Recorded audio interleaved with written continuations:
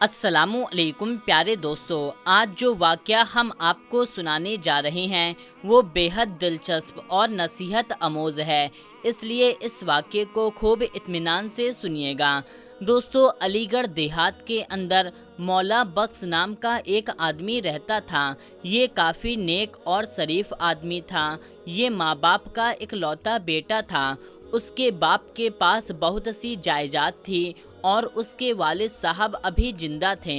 उसके रिश्तेदारों ने सोचा, हम मौला बख्श को रास्ते से हटा देते हैं और उसकी जितनी भी जायदाद होगी उसके वालिद का बेटा ना होने की वजह से वो हमें मिल जाएगी, क्योंकि अब हमारी मछली का कांटा सिर्फ मौला बख्श है। इसलिए हमें इसको रास्ते से किसी न किसी तरीके से हटाना ही होगा। अब ये चार बंदे थे जो इकट्ठा होकर के रोज़ाना प्लान बनाते थे कि मौला बख्श को किस तरीके से रास्ते से हटाया जाए। ये लोग उस दिन का इंतज़ार करने लगे कि कोई दिन तो ऐसा आएगा जब मौला बख्श हमारे हत्थे लग जाएगा, जहाँ पर कोई भी मौजूद ना होगा और हम उसको रास्ते से हटा देंगे। अब रोज़ाना की तरह मौला बख्श अपने कामों में मशरूफ़ रहा करता था और उसे इस चीज़ की खबर नहीं थी कि उसकी मौत की प्लानिंग बनाई जा रही है। ये लोग निहायत मोहब्बत से मौला बख्श को मिलते और उसको महसूस तक ना होने दिया करते थे कि हम उसको मारने वाले हैं। मौला बख्श रोज़ाना अपने वालिद साहब के पास बैठकर उनसे नसीहतें लिया करता था। उसके वालिद साहब भी अपने बेटे से काफ़ी ज़्यादा खुश थे, क्योंकि मौला बख्श अपने माँ बाप का फरमाबरदार बेटा था। बकरा ईद का दिन नज़दीक आने वाला था। बाप ने बेटे से कहा कि मौला बख्श, कुछ दिनों के बाद ईद आने वाली है, तुम शहर के अंदर जाकर ईद का सामान ले आओ। मौला बख्श ने कहा कि अब्बू जान, कल मैं ईद का सामान लेने के लिए शहर की तरफ रवाना हो जाऊंगा। उन चारों बंदों को भी खबर लग चुकी थी कि कल मौला बख्श ईद का सामान लेने के लिए जंगल से गुजरेगा, हम उसको वहीं पर ख़त्म कर देंगे। अगला दिन हुआ तो मौला बख्श शहर सामान लेने के लिए जाने लगा। उसने घोड़ा भी पाला हुआ था। ये सफ़र पर जाने के लिए उसी पर सवार होकर जाता था। उसने अपने साथ घोड़ा लिया और सफ़र की तरफ रवाना हो पड़ा। अभी वो चारों बंदे थे पहले ही रास्ते के अंदर जाकर जाल बिछा चुके थे कि जैसे ही मौला बख्श इधर आएगा हम उसे मार गिराएंगे। मौला बख्श अभी अपने गांव से 2-3 किलोमीटर दूर जंगल से गुजर रहा था तो उसके सामने अचानक चार बंदे मुंह पर कपड़ा लपेटे, हाथों में लकड़ियां थामे हुए सामने आ गए और उससे कहने लगे कि नीचे उतरो। मौला बख्श ने कहा, आपको मुझसे क्या काम है? मैंने आप लोगों का क्या बिगाड़ा है भला?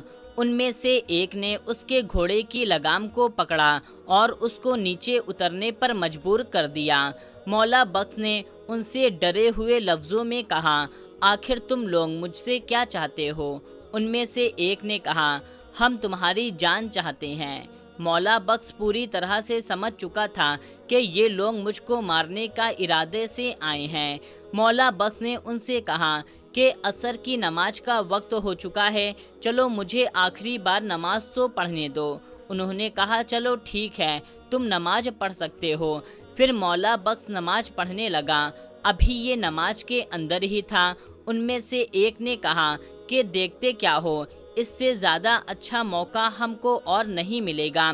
क्या पता कहीं से मुसाफिर आ निकलें और हमें इसे मारता हुआ देख लें, हम सब लोग पकड़े जाएंगे। बस देर ना करो, अभी इसे सज्जे की हालत के अंदर ही मार देते हैं। जैसे ही मौला बख्श सज्जे की हालत में आया तो उन्होंने उसका सर उठाकर एक लकड़ी के नीचे रखी और दूसरी लकड़ी ऊपर रखकर उसके सर को दबा दिया। कुछ लम्हे बाद मौला बख्श इस दुनिया से जा चुका था और उन जालिमों ने मौला बख्श को नमाज के अंदर ही मार डाला।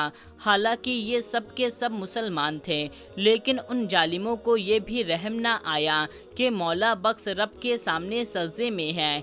ये लोग चंद ज़मीन के टुकड़े के खातिर एक निहायत ही अच्छे इंसान को मौत के घाट उतार चुके थे। फिर उन्होंने सोचा अब इसके घोड़े को भी हम मार देते हैं, लिहाजा उन्होंने उसके घोड़े को पकड़ा और उसके घोड़े को भी मार डाला। जालिमों को उस पर भी रहम न आया। ये लोग जालिम और जाबिर लोग थे, उनको जरा भी तरस न आया। अभी उन दोनों को मार चुके थे, फिर सोचने लगे इनकी लाशों को कैसे ठिकाने लगाया जाए।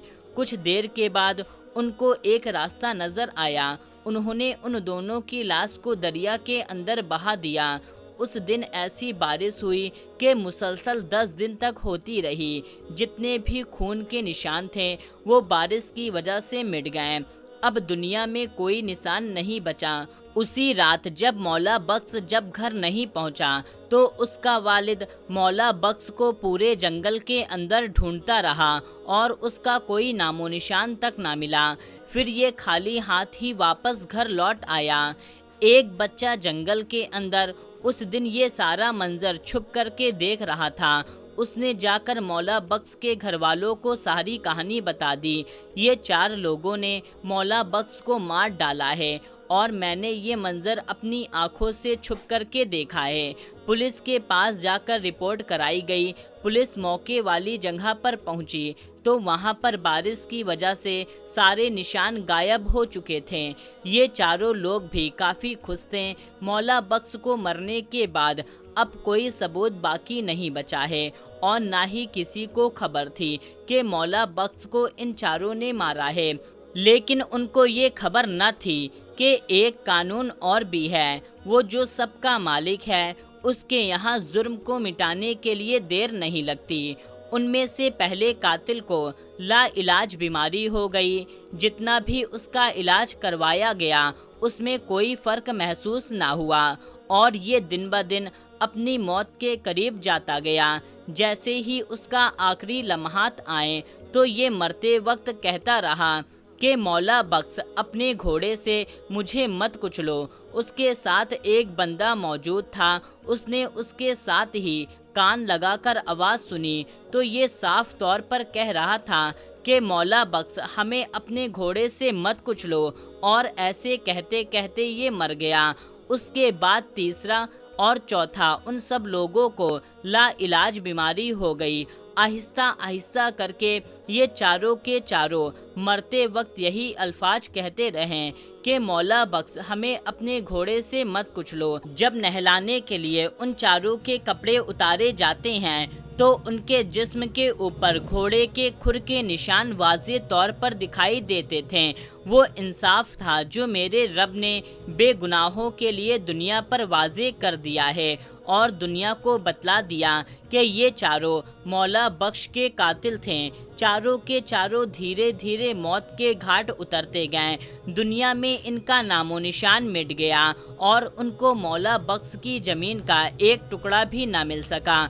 गुरूर तकब्बुर में आकर एक दूसरे को कत्ल कर देते हैं और वो समझते हैं हमें यहाँ कोई सज़ा देने वाला नहीं है, लेकिन वो जो रब है ना, उसको फैसला बेहतर करना आता है। वो जब पकड़ता है तो बहुत सख्त पकड़ता है। बेशक उसकी पकड़ से ना कोई बच सका है और ना ही कोई बचेगा। अल्लाह ताला से दुआ है कि वो हम सबको लालच, हवस और दिगर तमाम गुनाहों से हमेशा महफूज रखे।